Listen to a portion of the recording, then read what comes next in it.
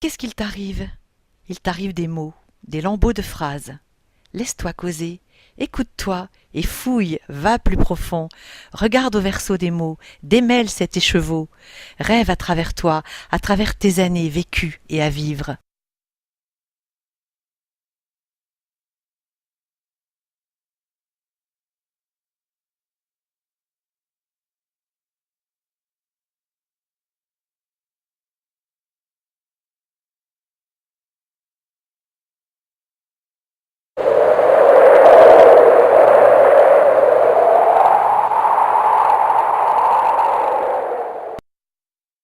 L'idée de tram, c'est pas à New York que je l'ai découverte, c'est en Tunisie, dans les tapis des femmes berbères, dans les klims, dans les barnougs, les voiles de mariée, dans dans ce tissage naïf et très inventif à partir de motifs très simples comme le triangle, le carré, la ligne. C'est là que j'ai découvert la trame sur ces tapis usés où on voyait toute une succession d'histoires. Et à New York, c'est vrai que ça m'a frappé. J'ai retrouvé bien sûr cette orthogonalité, ces fils qui s'entrecroisent, aussi bien dans les rues que dans les architectures, avec les Kites Iron, ces escaliers en fer qui ornent certains immeubles des années 20 à New York. J'étais là, j'y étais, justement là où rien ne se passait. Réussir cela fut une longue histoire. Copier ne me paraît pas quelque chose d'impossible à faire. Enfin, copier, bon, ça demande peut-être une discipline et une humilité que je n'ai pas.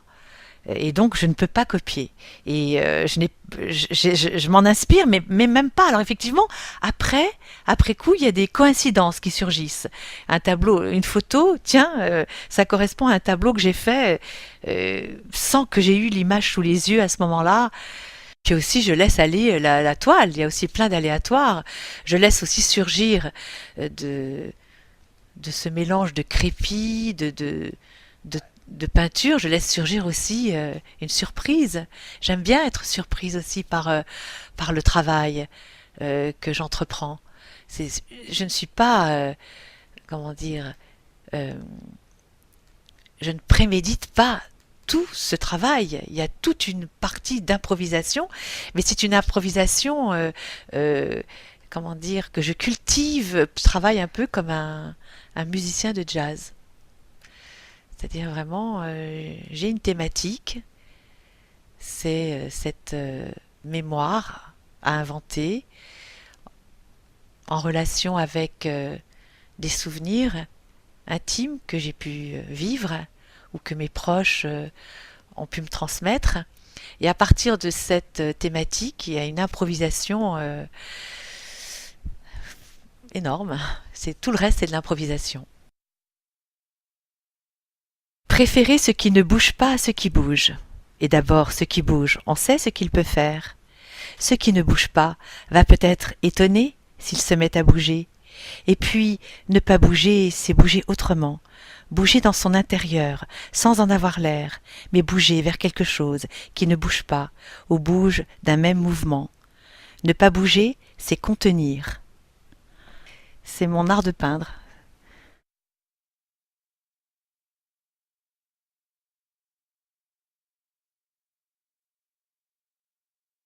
J'aime beaucoup, comme peintre, Klee. Son voyage en Tunisie m'a inspiré et m'inspire toujours. Tous ses textes aussi, où il dit que la peinture ne rend pas le visible, mais rend visible, tout ça est en moi.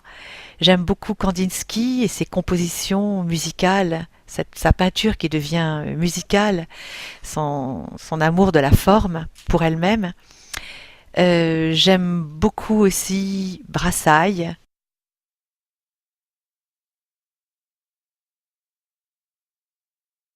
Je veux faire de la durée mon épouse, mon amante, avoir avec elle des étreintes comme clandestines qui me laissent épuisée, comblée. Ouais, c'est ça, je veux faire de la durée avec mes tableaux. je vais exprimer de la durée. Et de la durée à des moments différents. C'est pour ça qu'il y a cette superposition d'histoire. Hein, c'est des temps différents que le tableau peut rassembler dans sa surface. Mais en fait, quand je peins, je suis devant ma toile, devant le jute, et des choses se font peu à peu. Le voyage, il est là. Il est devant le jute. J'ai l'impression d'ailleurs d'être complètement amnésique au début quand je peins. Je ne sais plus rien, je, j'ai l'impression même que je n'ai plus de souvenirs, et c'est au fur et à mesure que le crépi se mélange avec la matière de peinture et que tout ça s'inscrit sur le jute que peu à peu une histoire, mon histoire, j'espère aussi celle d'autres, se constitue, s'égrène.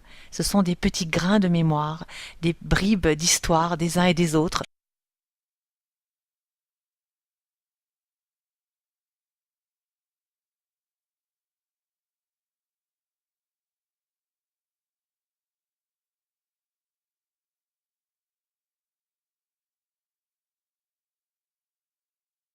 Il y a de l'utopie dans le brin d'herbe, et sans cela il ne pousserait pas. Il y a de l'utopie dans l'azur, et même dans un ciel gris. Toi, sans utopie tu n'écrirais pas, puisqu'en écrivant, ce que tu cherches, c'est mieux connaître où te mène ton utopie. Je pourrais exactement dire pareil, sauf que je dirais, puisqu'en peignant, ce que tu cherches, c'est mieux connaître où te mène ton utopie.